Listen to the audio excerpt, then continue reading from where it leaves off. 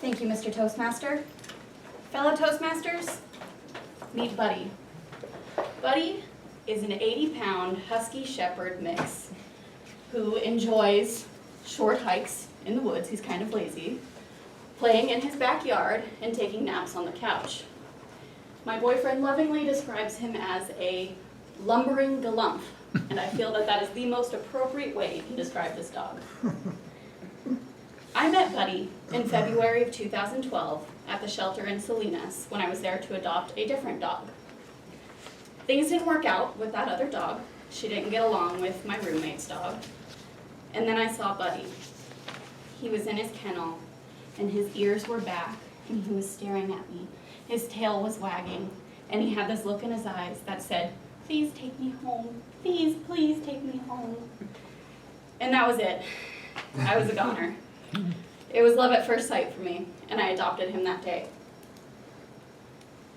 Buddy has changed my life in ways that I never thought was imaginable. No matter how hard of a day I've had or how stressed I am, I know when I come home, he is on the day I met him. But when I come home, this is the face that I get to see, and immediately I'm in a better mood. However, not everything has been fun and games with Buddy. When we first had him, he was extremely destructive.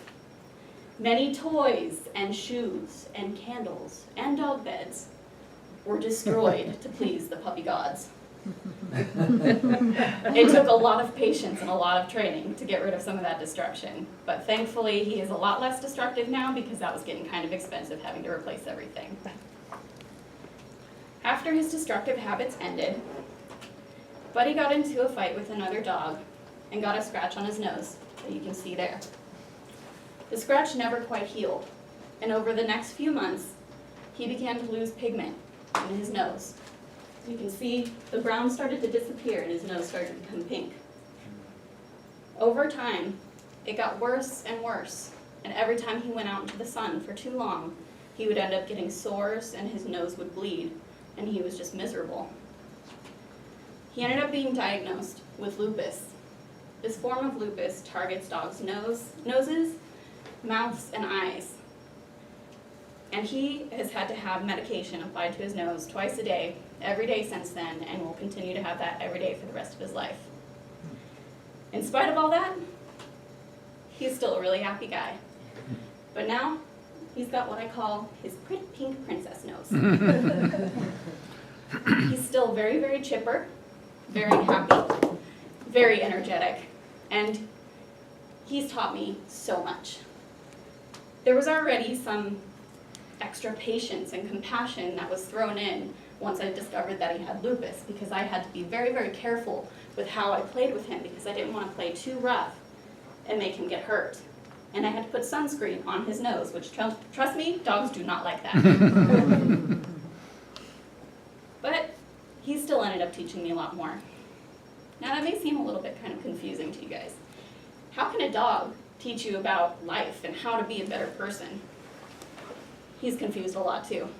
That's the face we get when he hears unusual noises. I'm going to share with you right now different ways that Buddy has taught me to be a better person and live a better life. First, don't be afraid to ask for what you really want. Whether it be a bite of your mom's apple, or to get up on the couch, or to get up on the bed, or to ask for a pay raise. Whatever it is in your life that you really want and you really deserve, you're not going to get it if you don't ask for it. You might get lucky and something might come your way, but realistically, you have to reach out and seize it in order to get what you want. Next is to treat yourself. Life can be very stressful.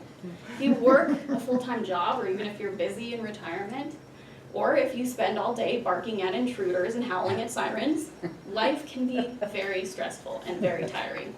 And the best way to get rid of some of that sometimes is to treat yourself. Sometimes that can be giving yourself a nice dinner, or getting a little bit of extra cake at dessert, something like that, or doing something you love, like hiking, or staring at squirrels because you've never seen them before. Whatever that thing is that's a treat to yourself, give it to yourself. Experiment with style. Clothes have a bigger impact on us than we think they do.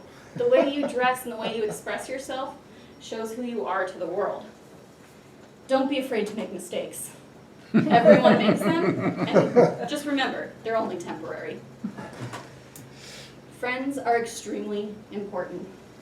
You don't need a million friends to make yourself happy. And even more importantly, they don't all even need to look like you. Sometimes the people you end up being closest to are your polar opposites. Remember, not everything is about you. Sometimes when you have family or friends that are going through a rough time, even if you've had a bad day, sometimes the best thing you can do is accept that you need to be there for them in that moment with grace and poise. And if you're lucky, you might get a treat or a belly rub out of it. Always take care of the ones you love. They're the ones that are always going to have your back in a time of need. And in Buddy's case, they're also going to be the ones with the opposable thumbs to give you food. Fellow Toastmasters, a lot of people say that Buddy's a rescue dog. But I think what's more accurate is calling me a rescue human. He changed my life so much, and I can't imagine him not being there. And frankly, I don't really want a life without a dog. I know that dogs aren't for everybody, but fellow Toastmasters, consider being a rescue human. All of these cuties right here are currently available for adoption in Monterey County. If you're not in a place where you can adopt an animal, you can always volunteer your time at a shelter or an adoption event, or you can make much needed donations to any of these shelters, which I am passing around information for now. Fellow Toastmasters, please consider being a rescue human and changing someone else's life and changing your own life today. Thank you.